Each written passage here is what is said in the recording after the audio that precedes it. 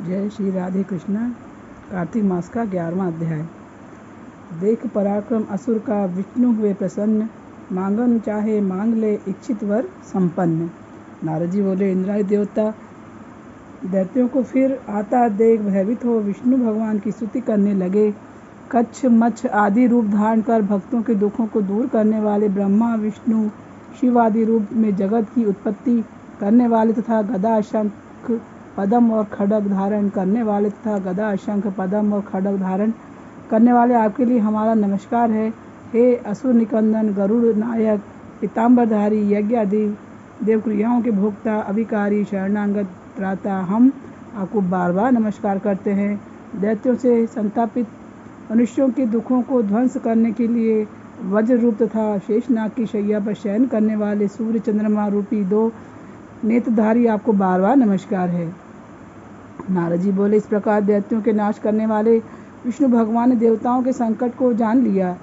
तब क्रोध से खिन्न होकर शीघ्र ही गरुड़ पर सवार हो लक्ष्मीपति दीनानाथ प्रभु लक्ष्मी से बोले, तेरा भ्राता जालंधर देवताओं को दुख देता है, इससे मुझे उन्होंने बुलाया है, सो मैं युद्ध के लिए जाता हूँ। लक्ष्मी बोली, हे प्राणनाथ, मैं आपकी प्यारी हूँ, फिर मेरे भ्राता को आप संग्राम में क्यों मारोगे? श्री भगवान बोले, शिवजी के अंश से पैदा ब्रह्मा के वरदान और तेरी प्रीति से वह जलंधर हमारे मारने योग्य नहीं है, तथापि मुझे देवताओं के लिए कुछ करना ही होगा। नारद जी बोले, यह कहकर गरुड़ पर बैठ वह देवता जहाँ स्तुति कर रहे थे वहाँ पधारे।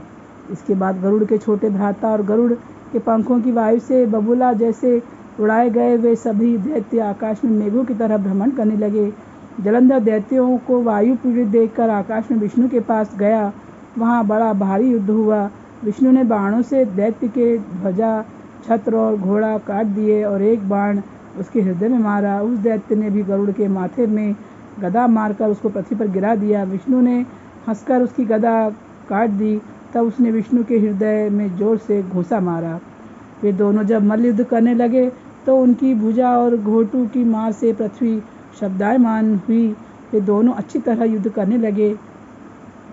तब मैं जैसी गंभीर वाणी से दैत्यराज से विष्णु भगवान बोले, मैं तेरे पराक्रम से प्रसन्न हुआ, तू वर मांग, नहीं देने योग्य भी वरदान मैं तुमको दूंगा। जलंधर बोला, हे भावुक, जो आप प्रसन्न हो तो मेरी बहन लक्ष्मी और अपने गणों सहित मेरे घर में रहो।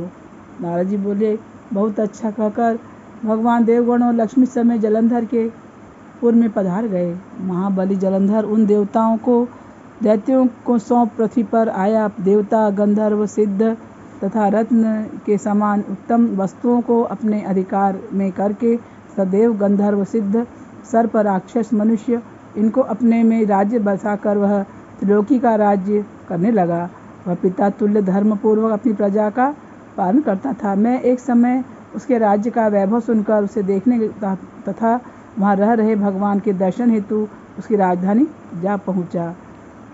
11वां अध्याय। श्री कृष्ण अर्पणम अस्तु। जय श्री राधे कृष्ण। तब तत्वेसी लप लपेसी तुमको तुम्हारा तप को फल हमका और रथ को फल नानो मोटो तनु मोटो गौरी पुत्र गणेश मोटो।